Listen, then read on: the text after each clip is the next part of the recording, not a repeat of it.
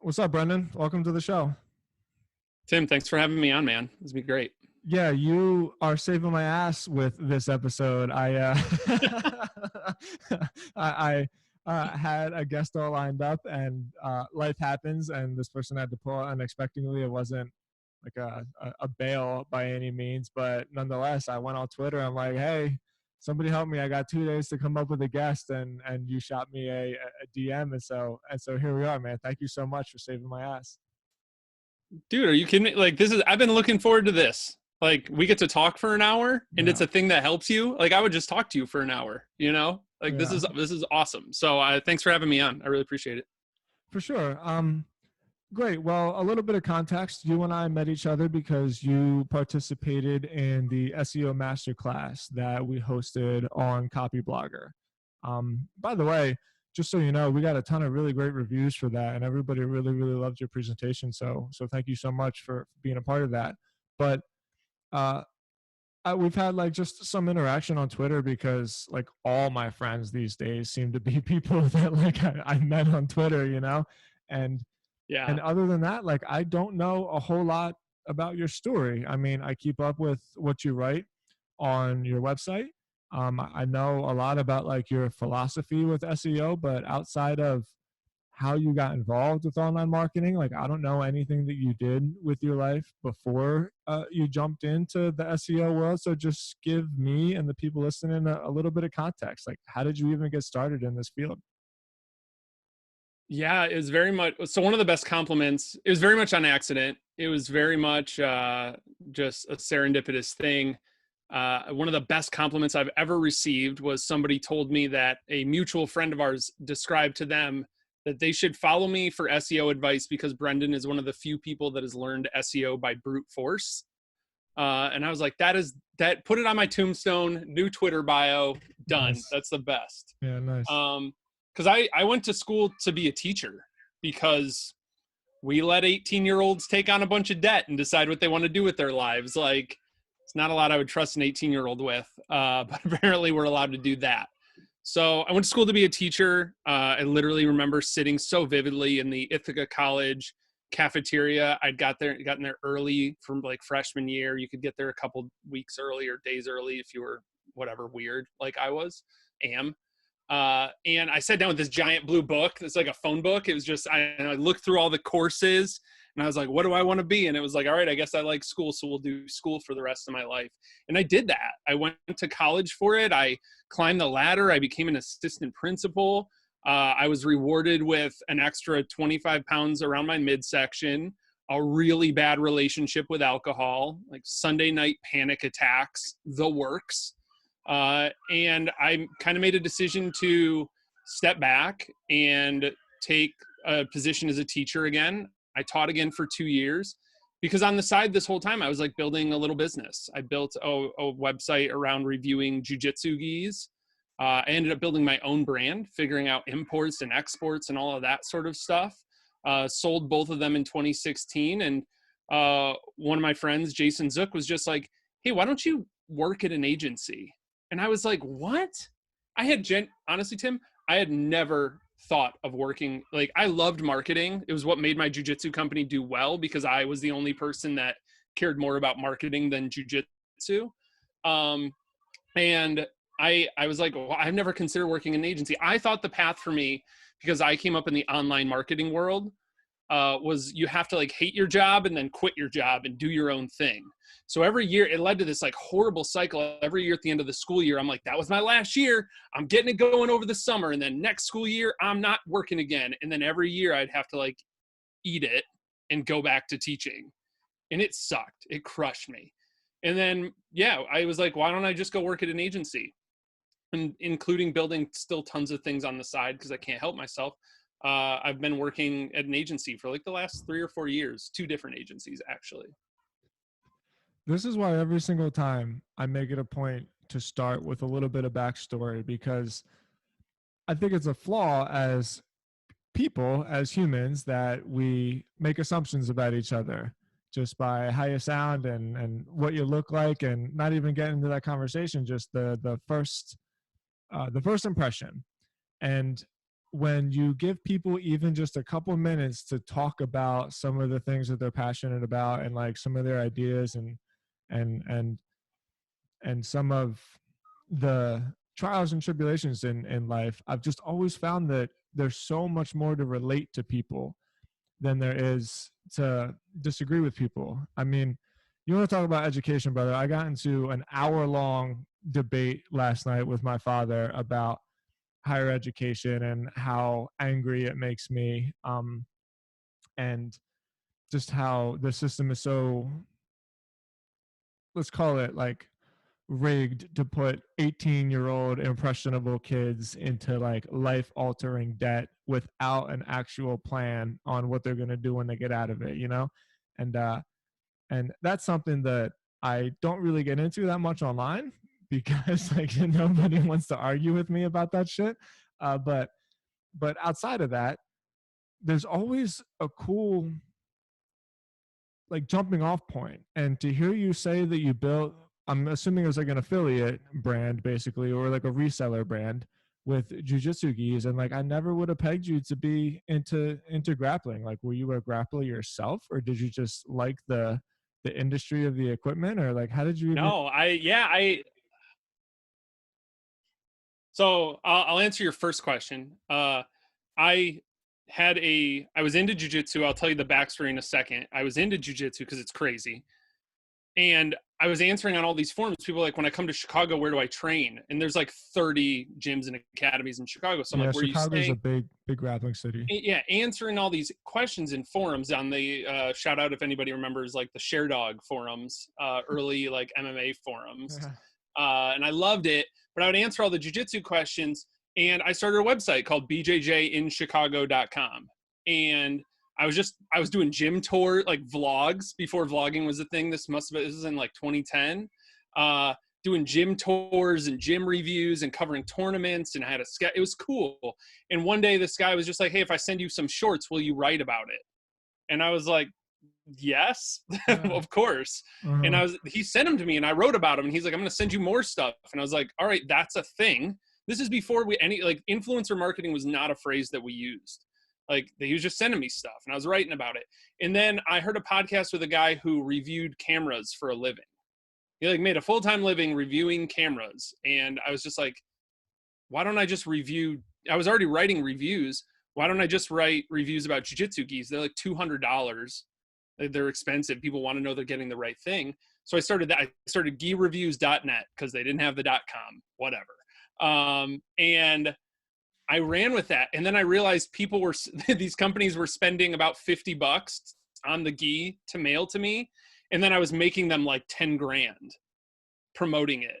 And I was like, maybe I should just make my own brand. So I figured out, like, I went on Alibaba and figured out how to vet people on there. I immediately lost $2,000 because I ordered a bunch of gis and the colors bled everywhere and I couldn't sell them, which is a lot when you're a teacher. Yeah. And I just kind of kept building, but no, it wasn't, there was no drop shipping. It was not like it was my brand. Like I was literally ordering the stuff from Pakistan and from China, and it was awesome. I realized, pretty quickly that it would never become the big thing I wanted it to be, which is why I decided to sell them. I sold the review website to one place, to one guy, the brand to another. And it was awesome. And the whole reason I got into it, I kid you not, Tim, I got into jiu-jitsu and mixed martial arts because I was on LimeWire in college, which dates me, right? I was on LimeWire in college, and I was we were probably like high or something, trying to download episodes of Family Guy. And I downloaded an episode of Family Guy, but it wasn't Family Guy. It was Ken Shamrock fighting Tito Ortiz in the UFC. Yeah. And we sat there, probably 20 of us, like, what is this? Mm-hmm. And it was amazing. And it was just, we'd never seen anything like it. And it wasn't the early UFCs. It wasn't so raw. There was like production and they looked cool. And both those guys are freaking huge. And it was just like, what is going on? And then, I found out we had an MMA club at Ithaca College. Ended up producing a couple of UFC fighters. Matt Hamill, Tamden McCrory came out of there. It was crazy. But we were just getting in there with like 4-ounce gloves in the wrestling room at Ithaca College and punching each other. And like, it didn't make any sense. And that was like my introduction to jujitsu of like, oh, I don't like getting hit in the face when I'm on, because I was training with wrestlers and I didn't know how to wrestle. Yeah. I don't like getting hit in the face. I make personal preference. So I had to learn some jujitsu to not get hit in the face so much. And it kind of just never went away. It was just became the business, Bad news is, start a business around your passion. Like sometimes you ruin your passion, and it very much did do that. I miss jujitsu now. I'm excited to go train again when we can be around people like that. But yeah, that's like the whole journey end to end. It's amazing. My story is very similar. My father was a Philadelphia Select wrestler when he was growing up, and That's cool. Pennsylvania in general is like a wrestling state. Yes. Those kids don't mess around. They're bred to wrestle from a young age. And so I wrestled, and I wasn't nearly as good as my dad. I was a little bit longer, which can be an advantage and a disadvantage in wrestling. But like, I didn't start wrestling until I was older. And by then, I'm just getting demolished by kids that have been wrestling since they're 5 years old, And I remember seeing a video with Dean Thomas versus BJ Penn. Yes. And it was the first time I ever put it in my head where I was like, wait a minute. So next time I wrestle my pop, if he's got me like pinned down on my back, I can say like, I don't lose because we're not playing by those wrestling rules anymore. Like, this is a whole new thing.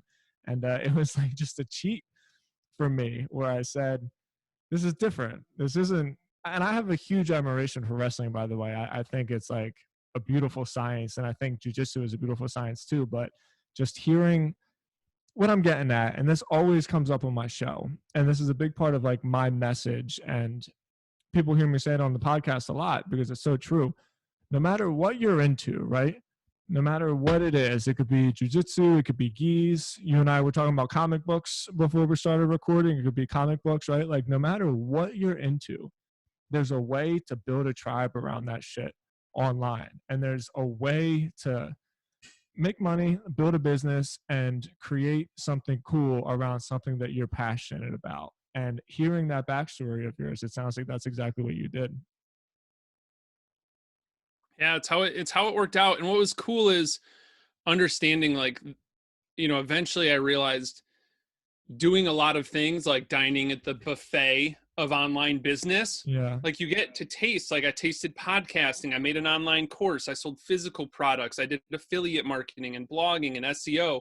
And eventually I kind of tasted enough that I could pick my lane, because I'm a big believer in things are a lot more fun when you're good at them. Mm-hmm. Right? Like, to use the wrestling example, like it's not fun being casually mediocre at wrestling. It's like terrible. I was casually mediocre, and it was like the worst 4-year experience of my life. I look back at it with like real great admiration, but there was not a single day that I like enjoyed it, because being mediocre sucks. Yeah. And like everybody goes through that phase, but sure. I do think like eventually choosing the lane, and for me that was SEO. All of this informed that, right? All of the e-com and all of the different, like I was in like early days of Shopify when it barely even worked right. I ended up going from Shopify back to Big Cartel just because it was actually better at that point. Like all this different experience has been wonderful. Like I got really into streetwear and design and learned how to work with designers, because I can't design for crap, but I know I have good enough taste that I can like napkin draw something and hand it to somebody with the respect for their craft. Mm-hmm. Like all these cool things happen that are now a part of my business and my career and whatever else, all came from that. And I want to encourage people, like, even if the thing you try and are passionate about now, like if that changes or it doesn't work for you in your situation or whatever, market constraints, all of these different things happen. Like if it doesn't end up working out, like you don't lose that. It all informs the next thing. Right? Like I'm able to talk to you today because I spent 10 years looking at 14-year-olds that didn't want to hear what I had to say. And I learned to be just out of survival. Like I learned to be the show, right? And how I speak and how I carry myself very much came out of working in Gary, Indiana, on the south side of Chicago. Like not easy schools to teach in, but in like beautiful communities that taught me that I could be outgoing and like all of these different things that I might not have been otherwise. Like it all informs this stuff.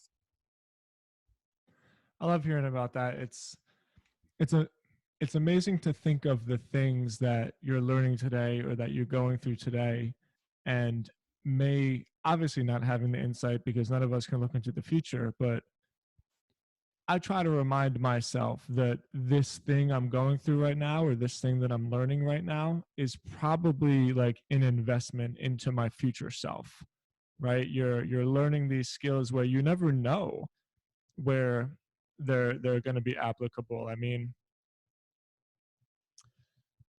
my my first ever exposure to online marketing was I had a mentor that bought me a subscription to a magazine called Success Magazine, and this was 10 years ago. This is when this was like the first 2 months of me getting sober, right? Because everybody listens knows about my journey with that stuff. And Mm-hmm. in that magazine, this was back when CDs like actually used to be a thing, which is hysterical that was only 10 years ago. And every issue of Success Magazine used to have a CD in it with an interview. And in one of those interviews is where I was first introduced to Seth Godin. He was the guy that was on there. He was like the interviewee. And my whole life I had been a writer. And I was always the weird kid, just like writing poems and stuff like that in math class. And teachers would take my notebooks and like it would break my heart, because I spent all this time working on a poem, but I was always too embarrassed to like show the stuff that I had come up with to other people, and didn't realize all that time that I was building these like skills that would come through because on that CD, I'll never forget, I can't remember what the interview was about, but it said, they asked Seth Godin, what's the one thing that you can do? This is when Purple Cow was really like his big thing, right? With the idea of Iris. And he said, start a blog, don't tell anybody about it, and write it in every day.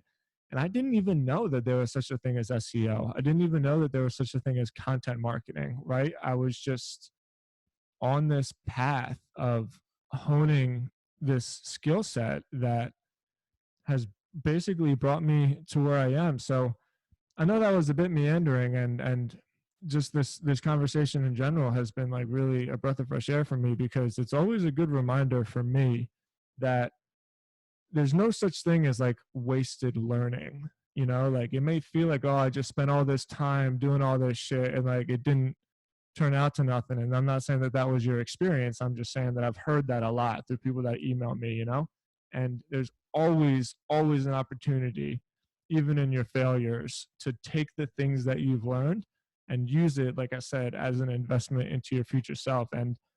And it sounds like that's what you did, and it's brought you to now with your own brand and your 100 days of SEO course. It's brilliant, man. I love it. It's a great story. Yeah. And I want to, so I have a couple shelves. People on the podcast can't see, but I have a couple shelves of like books next to me. And the one that is at eye level right next to me is books that I have read that have impacted me significantly, that Yeah. I want to be visually reminded of over and over. And one of those books is Body of Work by Pam Slim. You don't have to read it. I'll give you the summary right now. It's all about like everything is a part of, it's exactly what we were already talking about. Everything is a part of this Show journey. the cover up Everything for the people overlaps. that watch the YouTube video. I want to see it. So Body of Body of Work Work. by Pam Slim. Like just the image of like all of the, like you just imagine like the beautiful mind, like yarn and wires like connecting between different things. And like there's so much stuff in here that I have highlighted that I was just like, that's crazy.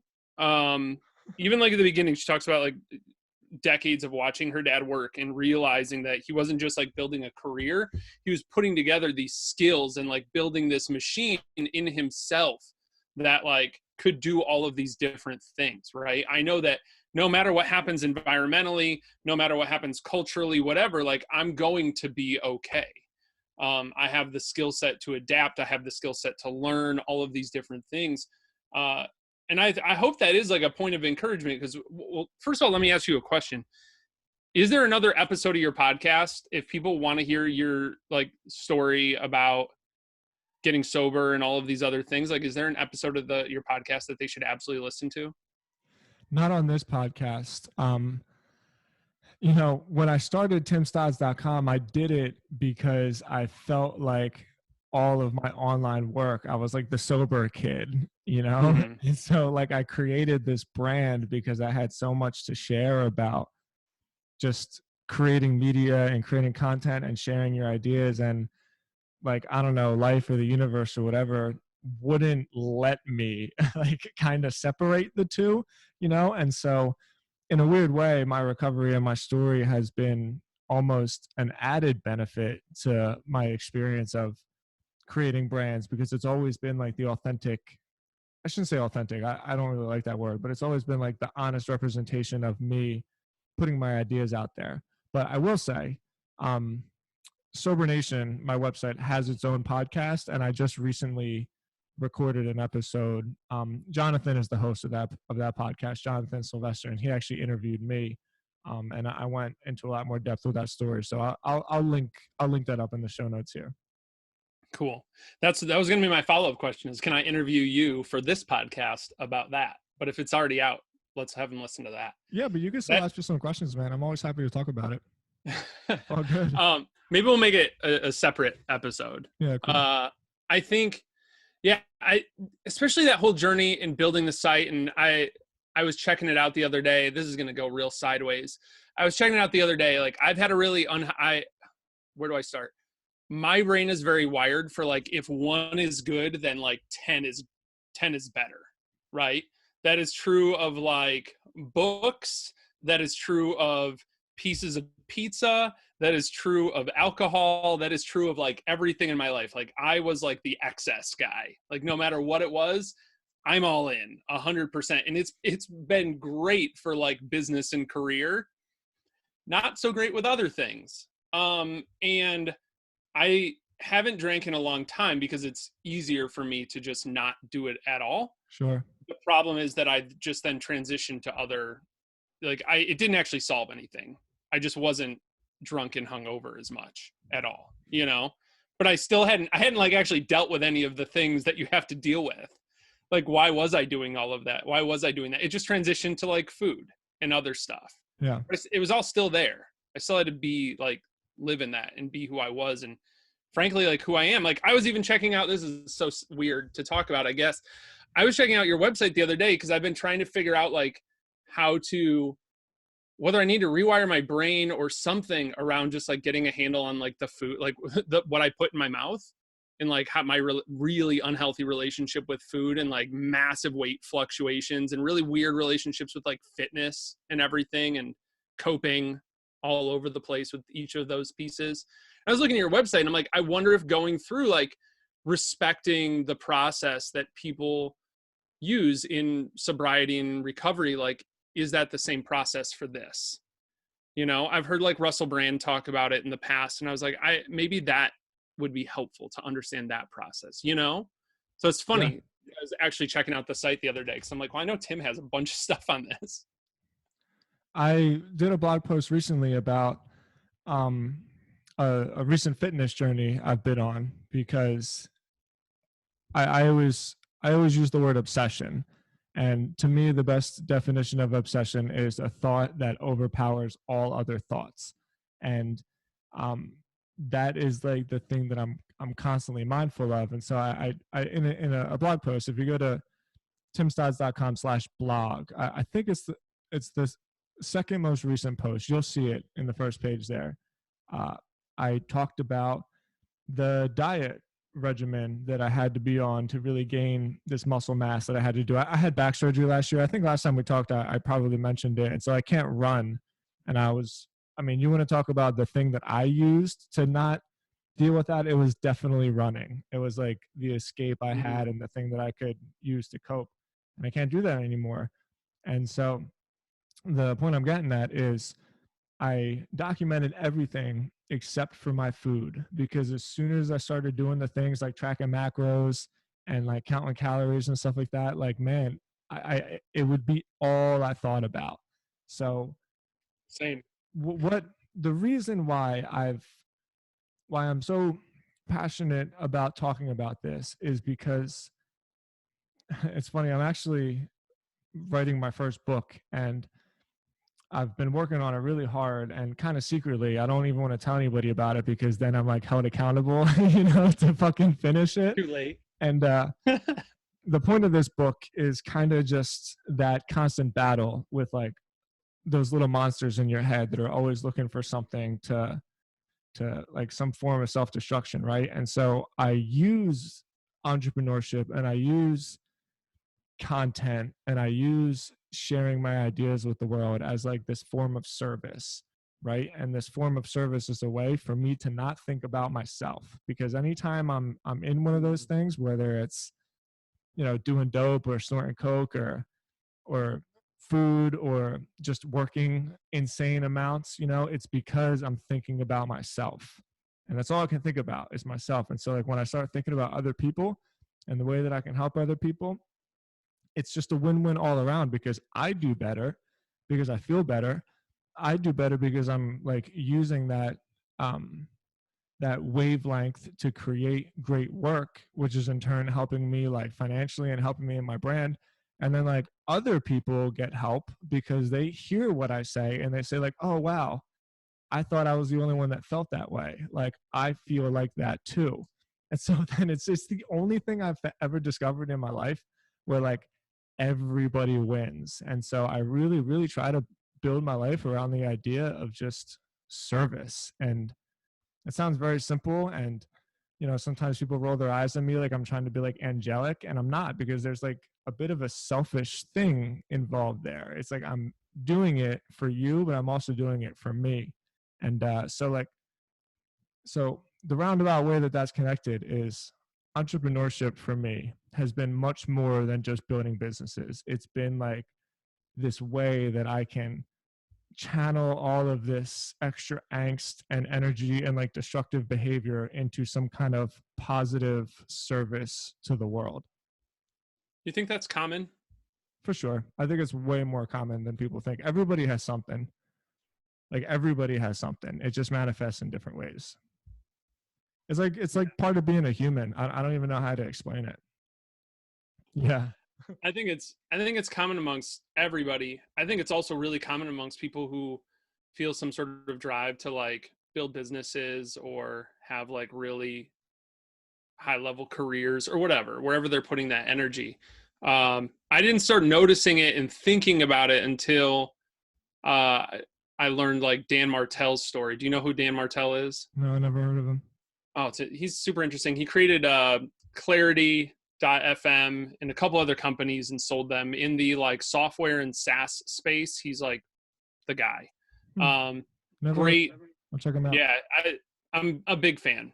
But he was like in jail, like had just a really rough time, and then business was kind of like what helped him focus.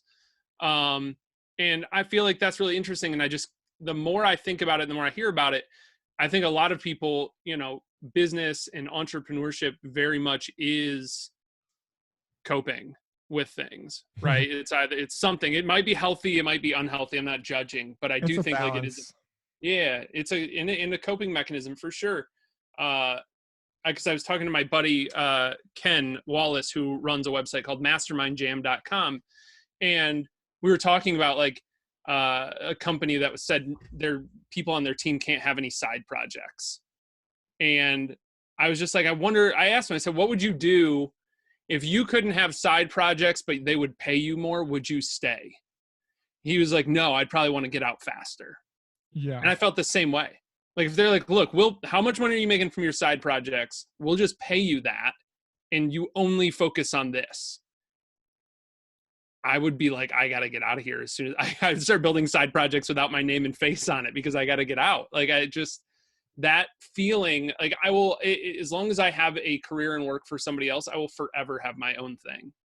I don't know. I couldn't imagine it. Now, am I in a place where I'm like stoked to quit my job? Like, so just to be transparent, like the last couple of years, I've made as much outside of my job as I've made in my job.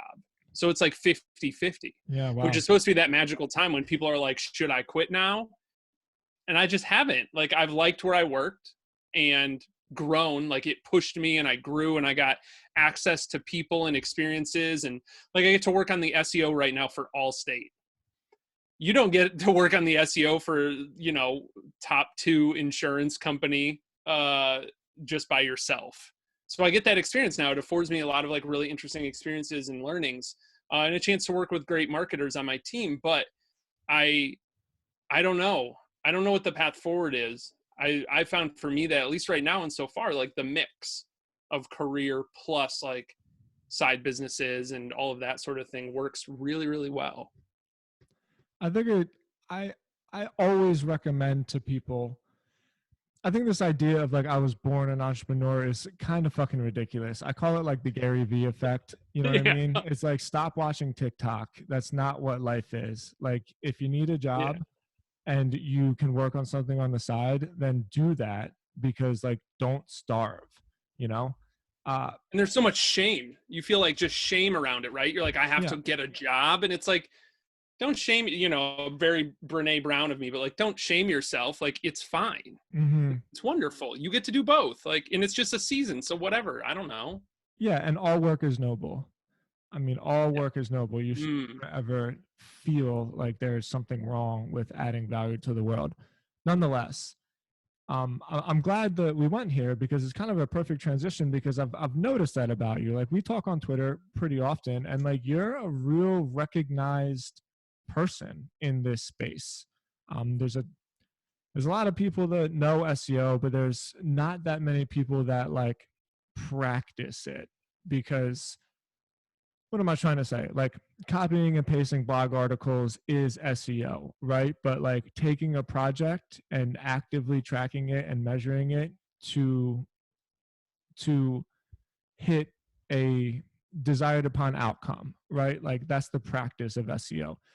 And so I've always like wondered about your brand and about 100 days of SEO. And I mean, I saw when you did that launch and you got so many signups for the free signup, like I wouldn't be able to get that many people on my own. And so like, one, let me back up a little bit because I know when we talked, you have a very specific mindset towards it. And I know that you were very influenced by Rand Fishkin and some of his ideas. So I'd love for you to touch on that. But outside of that, like, I guess I want to know what your vision is for it because I do think that you have this niche, right? You call it, don't quote me, I'm pretty sure I got it right, but like SEO for the regular guy, right? Like SEO for regular people, something along those lines. SEO So for the rest of us. Yeah. Yeah. yeah, SEO for the, okay, there it is. So like two-part question. Tell us a little bit about your methodology and why you believe that the way that you do it is, you know, quote, the right way.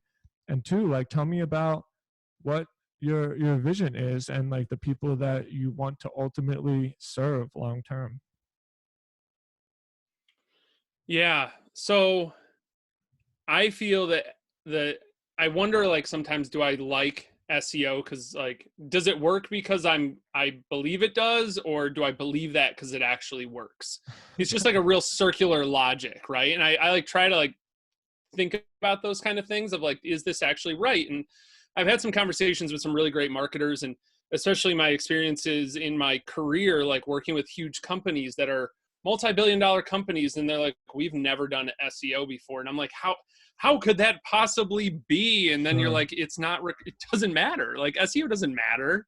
Not really. It's a great channel to like get people to find your thing because it's one of the few where you're not like interrupting them. They're actually looking for it.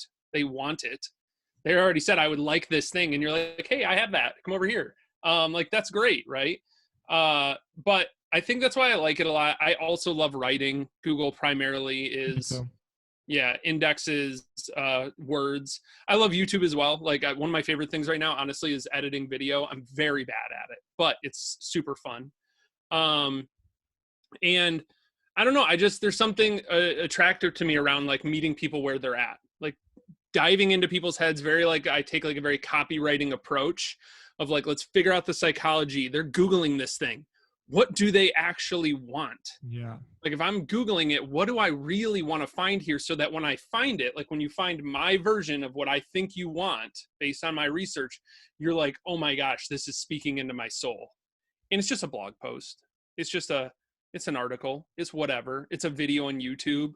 But when you see it, you're like, oh yes, like yes, you just people are not. Anyways, my point is, I'm all about like the framework that I've come up with and the way I think about SEO right now is I call it the I am SEO framework. Intent, asset, and medium, and it works for every search engine. It works for Quora, for Pinterest, for YouTube, for Google, for Amazon, everything.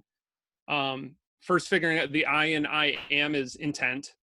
Asset is like, what are we going to create? Are we going to create a video, a blog post, whatever? And then medium is like, where is this thing going to live, and what are the rules of that medium, and how do we kind of work in those? And I'm really strong on search intent, just because like I think keywords and links, and we get into all this like really industry talk and things that are just confusing. I did a survey over the last couple of days. I'll share this like strategy, I guess. I wanted to find out what my audience needed help with. So I emailed everybody. This is a terrible idea because I don't have a huge email list. It's like 2,500 people, but it's a really bad idea to ask to make an offer like this. I told everybody on my email list, I will make you a personalized video response if you reply to this email. When you get 150 emails back, that's a lot of videos to make. But I got replies. I just simply asked them, what's frustrating you the most about SEO? And they told me. And everybody who replied, I replied back to them with, do you feel like that's something that's held you back from learning and using SEO? And people replied. And everybody, you can see it's getting like smaller amount of people, right? The people who replied to that, I said, if you had to quantify what that's cost you, like if you had an answer to your question a year ago, how much further ahead would you be? They replied to that. Now I'm sending a video out to everybody that replied, regardless of whether they answered all the follow-up questions.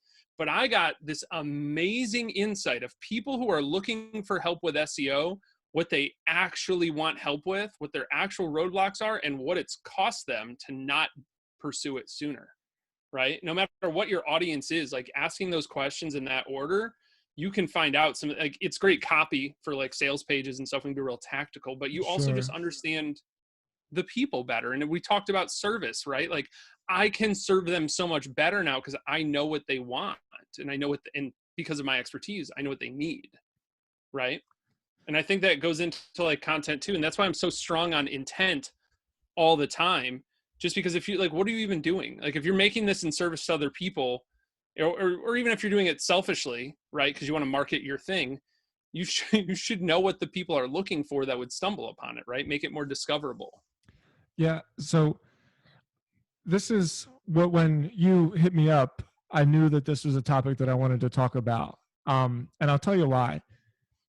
For the last 10 years, I've been much more technical with it. Like follow best practice. Let me get my content formatted perfectly. Let me spend a shitload of money. I mean, I don't even know, like legitimately, and this isn't humble bragging, like probably in the last 6 years, like $600,000 on service work in investing in like backlink type stuff. And I don't regret it at all, because no matter what people say, backlinks really, really do work.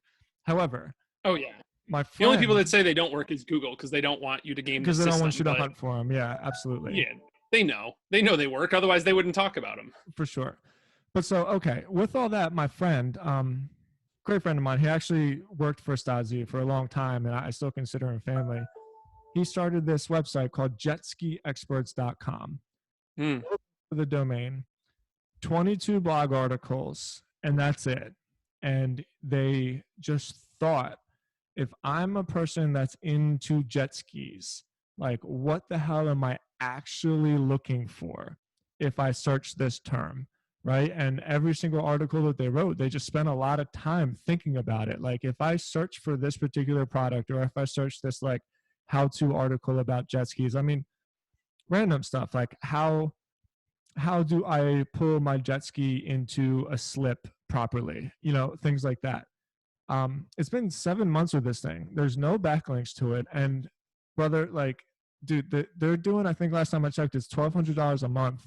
And it's just the two of them. And they just got 22 articles. And every single month I check it out, it's getting more and more traffic, and they're making more and more money. And there's all the logic and SEO expert, quote advice that I've heard over the last couple of years goes right out the window, because the only thing that they focused on is intent. It's just like, if I search this, what am I actually looking for? And they just spent time answering those questions. And it's an affiliate site. You can check it out, jetskiexperts.com. But it just encourages me more and more that like anybody can spend time and can figure out ways to do this, because they're killing it. And it's just all the shit that I like thought I knew for sure about SEO has kind of gone out the window after watching these guys do this with their site. It's Yeah, I ridiculous. think there's always, and I'm not saying that that's an exception to the rule. I think that's wonderful, right? I think that there's still a lot of cases like that. There's still a lot of cases that aren't like that, that are they're super you're not going to like, Sure. I'm an attorney and my site's going to rank because I'm just going to write some really great articles. Yeah, Like, that's for probably like not going to personal happen. injury But law. yeah, I'm going to write a really good article about, hiring a personal injury attorney. Not going to happen. But I think that on the other side of that is I'm also hopeful about that too. And what's cool is with every new platform. So I'll give you an example. Like, people will say things to me like, all right, you're good at SEO, so I should be able to Google SEO terms and you should come up. I don't play there. I have no desire to compete with Neil Patel, who can buy a tool like Uber Suggest. Yeah. Uber Suggest had 10,000 backlinks pointing to it. Yeah. He folds it into a site, he gets 10,000 links. Like, I can't write enough guest posts in a lifetime to get that many. Yeah. Right? So there's other ways that you can finance building a really great platform of a website. But I decided, like, I index really well in front of people. I think I'm okay at podcasts. If you're still listening to this one or watching it, like, I guess I'm good at it. But I think I also do okay on video. And I was like, I can compete on YouTube for SEO stuff. I can compete in podcasts. Like, have you watched YouTube videos about SEO? Except for Miles Beckler, like, most of them are watching paint, and Ahrefs is pretty good too. Sam They are over good. at Yeah. Ahrefs. Yeah. But the rest of them are like watching a wet blanket. Like, it's Yeah, they're awful. terrible. Huh? I said they're terrible. They're awful. And I was like, what if there was somebody who treated it like a vlog?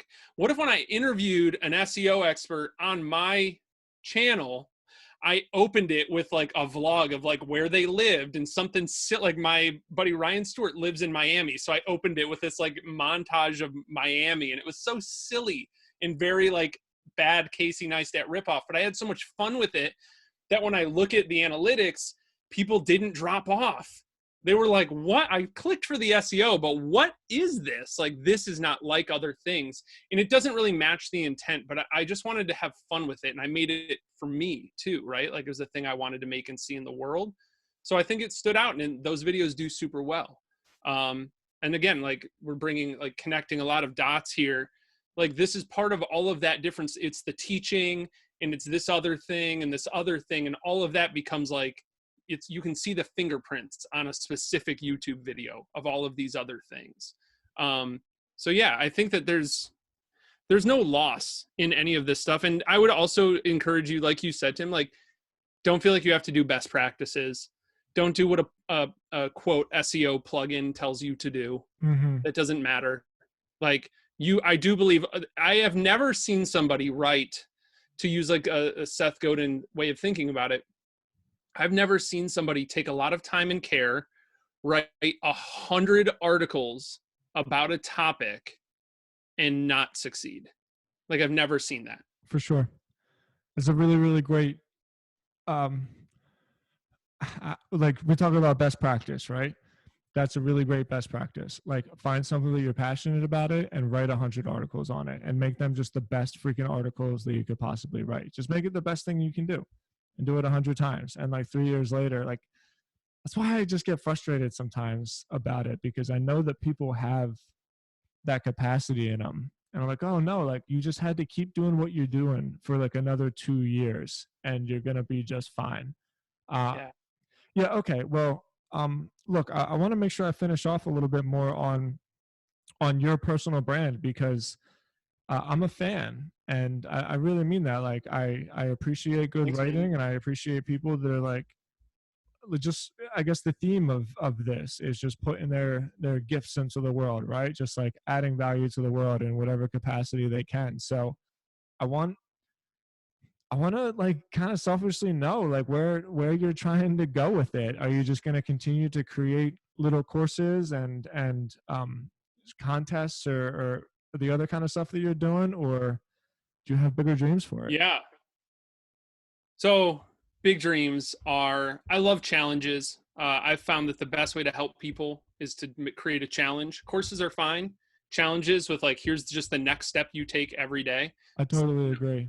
Yep. Yeah. So I found challenges. There's nobody, I'm stealing the idea. I love like, I would encourage people, if you're ever trying to get an idea for your thing, look in another industry, right? I'm stealing this from the fitness industry. I I bought like 3 fitness challenges off of people I followed on Instagram, and I was like, why aren't I doing this for SEO? Like these fitness challenges changed my life in like very unique ways. All 3 of them. I paid $100 for the first 2, and I think the other one was like $50, and it was so cool and interesting. And I was just like, why don't I do this why doesn't anybody else do this? Like you actually get results, right? You're held accountable. All you have to do is just put one foot in front of the other, just do the next thing each day, something small. And then like all of a sudden you have this cool thing at the end. So I still love challenges. Those will always be a part of SEO for the rest of us. 2 things, like I'm really passionate about building a community. SEO for the rest of us here literally next week. Just for people on my email list. I'm not blowing it up. I'm not doing a big launch. There's no JV affiliate, anything. Just going to send out a bunch of emails to my list and just let them know like, hey, SEO for the rest of us is a monthly recurring membership now. I've launched it a couple times just for for founding members pretty much. And it was just a one-time payment, but now it's a monthly membership, and I want that to grow. I want that to thrive. Love that. I've seen there's only one other membership like that I pay for every single month called Traffic Think Tank. And I love those guys. I don't think this competes with them. They're very much for people at my level that are professionals, but there's nobody serving beginners, right? There's a lot of free content out there, but by the nature of it, Tim, like you can't learn SEO by Googling. Yeah. You need to exercise it, like you said. Yeah, and just by the nature of what SEO is, that's mostly garbage. Yeah. It's just people manipulating the system trying to sell you $1,000 SEO course. Or you can join my membership for 30 or 40 bucks a month, and we're going to walk you through all of that, right? You have access to challenges, all these other things. So I'm passionate about building that community. I'm also passionate about like building communities in other areas of my life. I just have like really started to understand the power of like doing things together. And people will leave the community. They'll be like, I'm good. I did the SEO thing, or this isn't a fit for me anymore. And you're like, awesome, good, best wishes. And then they come back and they're like, hey, I want to do this again. And you're like, great, come on in. We've been here the whole time. I love that sort of thing. And I want to be able to help and support these people over a long period of time versus just like, did you buy my my $997 course? And then we never talk. Like I just don't have any interest in that right now. So that's a big part of it. I'm also building products and things around other stuff that's interesting to me. I'm starting probably here in the next week or 2 to build a product and community around drift. There's nothing around it right now. Like I drift used, racing? Like drift racing? No, sorry. Drift being like conversational marketing, the thing that you see in like the bottom right corner of websites. Oh, for sure. That most people implement horribly, where it's like, hey, got a question? And then you like, no, I don't, stop beeping at me, right? It's awful. There's a good way to implement it. Most of my clients at work that are software companies use it. I like it. And I was like, I want to train my team up on this. And there's no course for it. There's a certification from Drift, and they're wonderful. I love them, love their product and everything, but it's all theory. And I was like, well, what is out there tactically? And everybody's like, there's nothing. And I'm like, I'm going to make that. That's I have all cool. the skills to make this. And I think it's going to be huge. So I'm going to make it in like a week, like a crazy person. That's very cool. That kind of reminds me of like the Evernote Essentials type thing, where it's like, here's I've been doing research on Evernote Essentials and learn Scrivener fast, and like everybody who's built like a business on top of a product. Yep. Yeah. There's another guy. I don't know if you know Nat Eliason. I don't know him that well. Yeah. With Rome. Yep. Exactly. Yeah, kind of same concept. Like there's this really, really great piece of software that's a little complicated that if done correctly could work really well, but nobody knows how to fucking use it. I think Right Message needs something like that too, because I've tried to use Right Message like 50 times and I still have no idea how to do it. And like I just don't want to. Paging Brennan Dunn.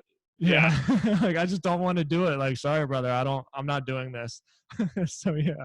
Um, I think that's great, man. I really, really think that's great. And what you talk about with community, for sure. That's and take this for what it's worth, but obviously with your teaching experience and just your personality and your conversationalism, if that's the word, I think that's like a really perfect fit for you. And plus, you can make a ton of money doing it, and it's monthly recurring revenue. And when people really get involved, like they love it, and it's great. Like, so why wouldn't I think that's a perfect fit for you, is all I'm saying. Like, why wouldn't you do that? You need to do that because you're gonna succeed for sure. Yeah. I don't think I'm ever like evergreen webinar guy. Maybe I would be. I don't know, at a point in my business if that's how you scale it, but Mhm. right now it just feels good to be in it with people. I don't want to be the the owner in the owner's box looking down. I don't want to be the coach on the sideline holding the clipboard. I want to be the captain on the field, Cool. in it with the people. Like that's I've tried, Tim, I've thought this was my calling from God to like be a bigger leader, and I've tried to be the coach and I've tried to be the owner, and it does not work, and it hasn't worked, and maybe that's still part of the journey and I'm still getting there, but I've found that I do the best when I'm literally just in the mix with everybody. Yeah, man, for sure. Um, and we're my copy blogger is launching next month, and we were just talking about like a community leader, and so I think we probably need to have a conversation around that because you would again be like the perfect fit for that. And speaking of my copy blogger, we're gonna get you set up for a. I know that I keep talking shit about this, but we're gonna get you. We're gonna get you your author profile. I swear to God. Yeah. We'll do it. We'll get it. I don't look, man, I'm just happy to be your friend. I'm happy to hang out and talk. Yeah, me too. I hope that some stuff we talked about today is like really helpful for people, because that's how podcasts work, right? You hear a thing, then you go home, you tell your significant other about it, and then it maybe just sits in your brain for a while, and then something happens and you're like, I did hear that on a podcast. That's great. And you like you totally change course in your life in a positive way. So I hope there's some of that in here for people too. I think there is. 100% there will be. I've been around the recovery scene long enough to know that like everybody's got something. Um, and everybody just relates to that feeling where you know that there's something bigger inside of you, right? And you can't quite put your finger on it, but every single person in the world has like magic within them. Well, maybe I'm too cynical to say everybody, but like most people in the world have some kind of magic in them. And most of the time it's just a matter of like getting out of your own way, for real. And so when like people share their message like you did, and they just share some of the things that they struggle with, like you'll be amazed about how many people are going to reach out to me and be like, man, I really thought that was so cool what you guys talked about, and like thank you so much. So from me to you, Brendan, thank you so much. Thank you so much for being on my show. All right, so you got so many domains. We got 100 days of SEO. Yeah, dude, it's a problem. It's an SEO thing, right? You just keep making new websites. Yeah, I get it. Yeah, okay. 100 days of SEO.com. Yep. I think you got BrendanHufford.com, right? Yeah, BrendanHufford.com is like the thing. I mean, look, you can find it all. The thing I tell people so they'll just do something, Google Brendan Hufford. It's not because I'm good at SEO. I just have a unique name. Google Brendan Hufford, and you'll find all the things. You'll find my YouTube, Twitter, Instagram, BrendanHufford.com. You'll find 100 Days of SEO. You'll find the SEO for the Rest of Us newsletter. Beautiful. It's all there. I love it, man.